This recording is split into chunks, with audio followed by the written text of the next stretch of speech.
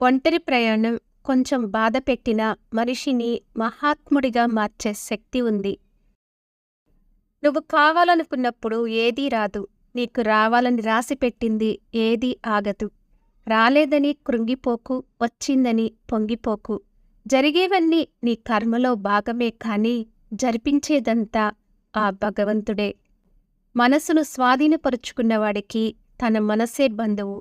మనసును జయించలేని వాడికి మనసే ప్రబల శత్రువుగా ప్రవర్తిస్తుంది. నీకు కావలసిన దానికోసం వెతక్కు, ఎదురుచూడకు, అడక్కు, తలుపు తట్టకు, హక్కుగా భావించకు. నువ్వు ప్రశాంతంగా ఉండు. అది ఉండవలసిన చోటే ఉంది. నువ్వు ప్రశాంతంగా ఉంటే అదే నీకు లభిస్తుంది. జీవితం ఎప్పుడూ ముళ్ళదారే, వేసే అడుగులే చూసుకుని వెయ్యాలి. పూలదారిలో కూడా గులాబీ ముళ్ళుంటాయని మర్చిపోకూడదు. నీ జీవితానికి నువ్వే నాయకుడివి. కథ రాసుకో, అద్భుతంగా మలచుకో. ప్రశ్నించే గొంతు కన్నా సంపాదించే చేతులే మిన్న. సంపాదించే చేతుల కన్నా సంతోషంగా ఉండే జీవితమే మిన్న. మనల్ని మోసం చేసిన వారిని ఏనాటికైనా మర్చిపోగలం కానీ మనల్ని మోసం చేసినవాడు మాత్రం ఎప్పటికీ మనల్ని మర్చిపోలేడు. ఏ దెబ్బ తగిలినా, ఏ ఉసురు తనని తాకిందో అని ఉలిక్కిపడుతూ ఉంటాడు. మేకపోతు గంభీరమే వాడిది. లోపల కర్మఫలాన్ని లెక్కలేస్తూ బ్రతికేస్తుంటాడు. ఒకరిని మెచ్చుకోవాల్సి వస్తే కుళ్ళుకోకండి. మీరు మెచ్చుకొని మీ గొప్పతనాన్ని చాటుకోండి. మన కోసం ఎదురుచేసేవాళ్ళు మన బలం.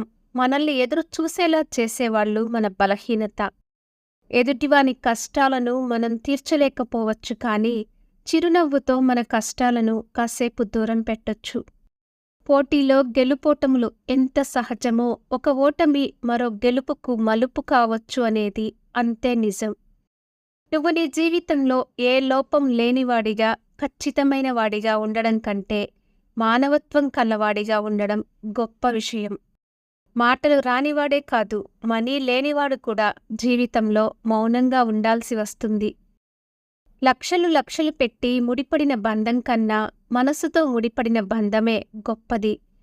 బంధమన్నది మన ఎదుట నిజాయితీగా ఉండడమే కాదు, మన వెనుక కూడా అంతే నిజాయితీగా ఉండాలి.